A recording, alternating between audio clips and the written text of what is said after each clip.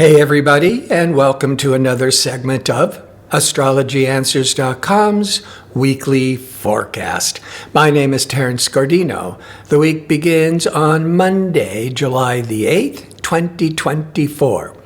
This is a very pleasurable, sociable week overall because Venus, that planet of love and beauty and creativity, is being triggered in very positive ways.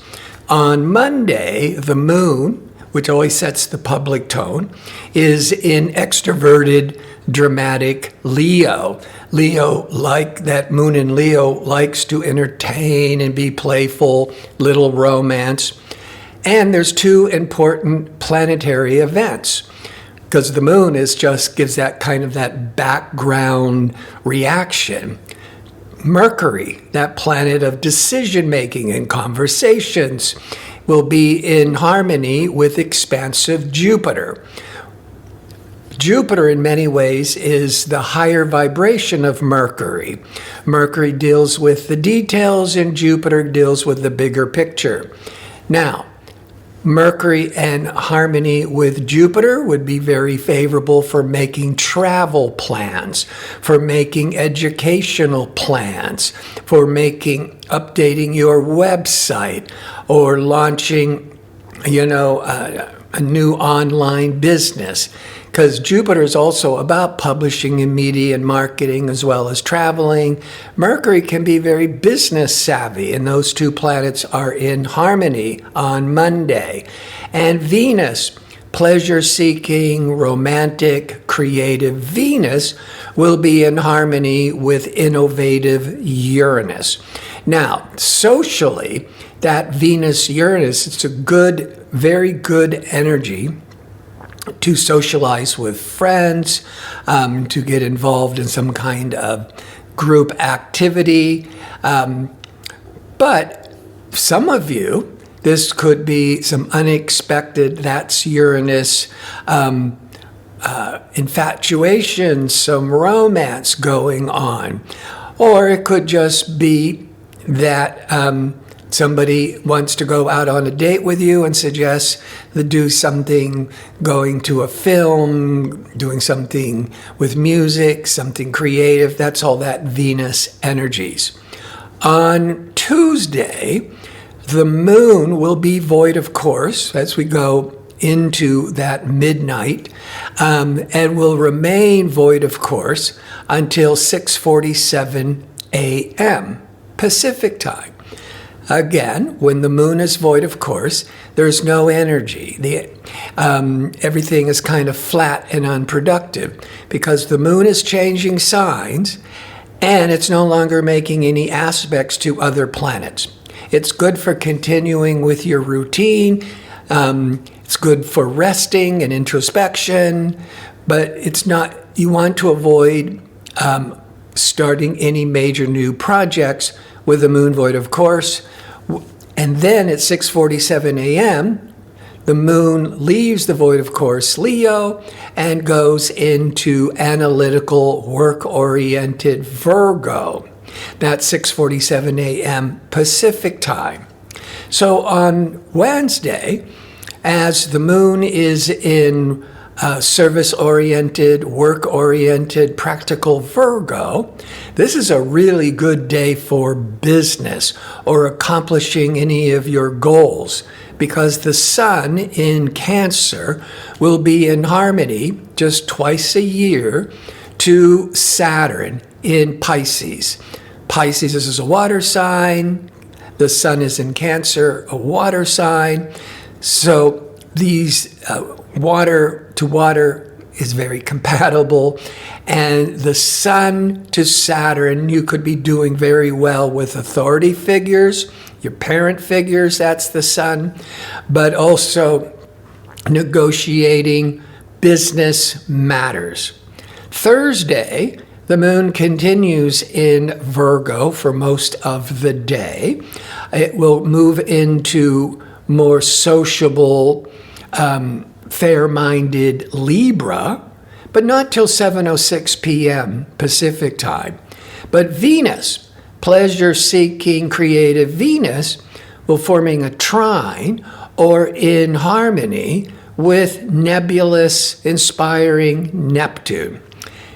This can be a highly creative day, or when the arts and magic of romance just sweeps you away in a good book, in a movie. But this can be a very romantic day. Now, Friday, the moon is in Libra. Libra is the sign of harmony and relationships, mainly because Libra is ruled by the planet Venus. Venus is all that desire for harmony, for peace, for romance, for connectedness. Venus, for the whole day, will be in opposition to Pluto. This is where your passions could be really overtaking you, and in ways that you feel obsessed. The most positive is you feel like you've met the one. These feelings, these emotions are being really intensified with Pluto. That's the positive. There is a dark side always with Pluto, because Pluto can deal with secrets, because Pluto is the lord of the underworld. And Pluto is opposite Venus, opposite dealing with other people, Venus's relationships. Some of you may be finding out that your partner is having a secret relationship. And that can create this big, intense power struggle. But with the moon in Libra, you're trying to find a middle ground, trying to find a win-win situation.